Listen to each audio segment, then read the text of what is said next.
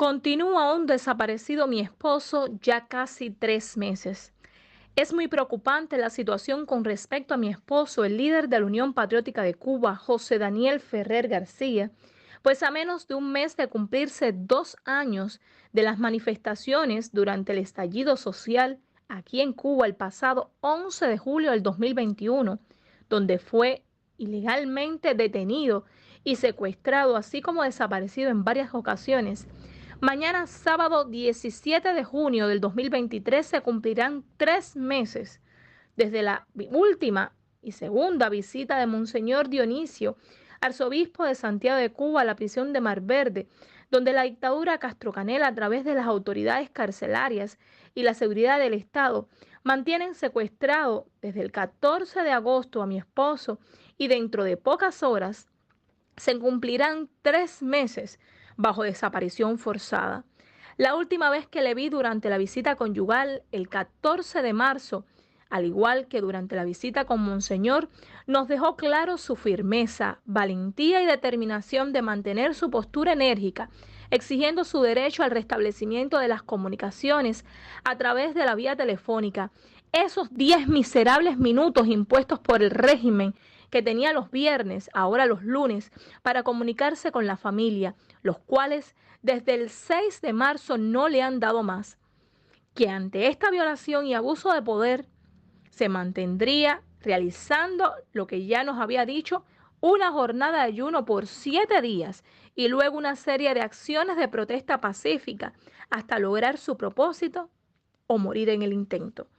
Luego de esta última visita no hemos tenido derecho ni a visitas ni a llamadas telefónicas, pues continúan violando esos derechos que son reglamentarios para cualquier preso, y más en su caso, que es inocente.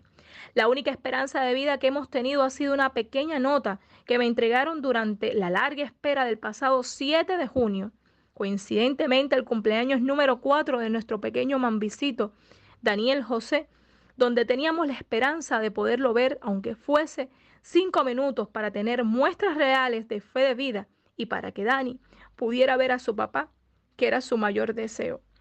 Este escrito supuestamente fue redactado por mi esposo ese mismo día, y aunque no lo refiere en el mismo, todo indica, de haber sido él, que continúa con vida en la misma reducida celda de castigo, preparada tecnológicamente para torturarle, semidesnudo, aislado de toda la comunidad penal, bajo condiciones deplorables, inhumanas, crueles y degradantes, siendo víctima de maltratos y de torturas tanto físicas como psicológicamente desde su secuestro, enfermo y apenas sin atención médica y estomatológica adecuadas, y en la que ha denunciado no solamente la pésima alimentación, el agua no potable, menos ahora con las lluvias, la salubridad en la mazmorra, solo en compañía de mosquitos y roedores, sino también las torturas por ataques sónicos que lo han querido envenenar, así como la implantación de bacterias como el estafilococo en su piel a través de su maquinilla de afeitar, así como todos los padecimientos inducidos en dicha mazmorra. Con respecto a esto último, no descartamos que esté muy mal su estado de salud, bien deteriorado, al pedir en la nota antibióticos de amplio espectro y 4 tipos de analgésicos cuando mi esposo apenas tomaba medicamentos, solo durante crisis. Tememos que su vida esté corriendo grave peligro.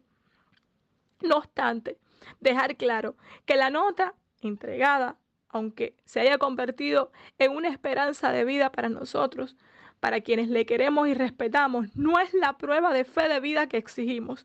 pues puede ser escrita incluso por uno de los calígrafos al mando de ellos. Solo el contacto directo con mi esposo o a través de la vía telefónica con él, escuchándolo de su propia voz, nos dará las respuestas exactas de todo lo que ha sobrevivido durante estos últimos 3 meses, pues hasta el momento se mantienen violando sus más básicos derechos, generando mucha incertidumbre y dolor a toda la familia. Sin dudas no quieren que el mundo sepa y menos denuncie lo que están intensificando con todos esos mecanismos de tortura que le vienen aplicando desde el 11 de julio. Su mayor objetivo es aniquilarlo lentamente y de forma cruel, en mayor a menor medida, para lograr debilitarle, para que acepte el destierro, a pesar que saben muy bien que prefiere morir antes de abandonar su patria. Por eso no cesaremos de exigir fe de vida, nuestro derecho de tener contacto con Él, que nos den muestras reales como es preceptivo por ley y de lo que hemos sido privados durante todo este tiempo, sin dejar de responsabilizar a los máximos responsables de la continuidad del hambre, la pobreza, la miseria y de tantas desgracias del pueblo cubano, así como de la vida de mi esposo y tantos presos políticos. Dictadores Raúl Castro y Miguel Díaz-Canel, ustedes son los máximos responsables de su integridad física y mental, de todo el daño causado que le han provocado durante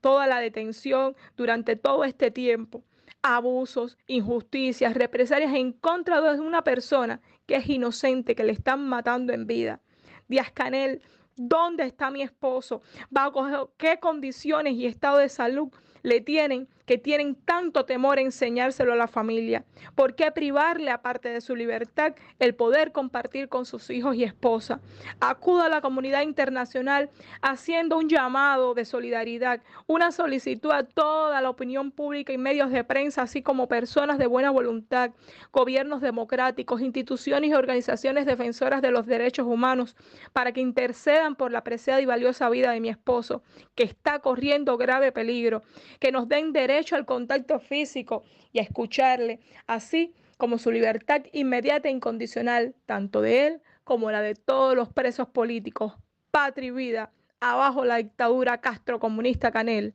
Cuba de luto.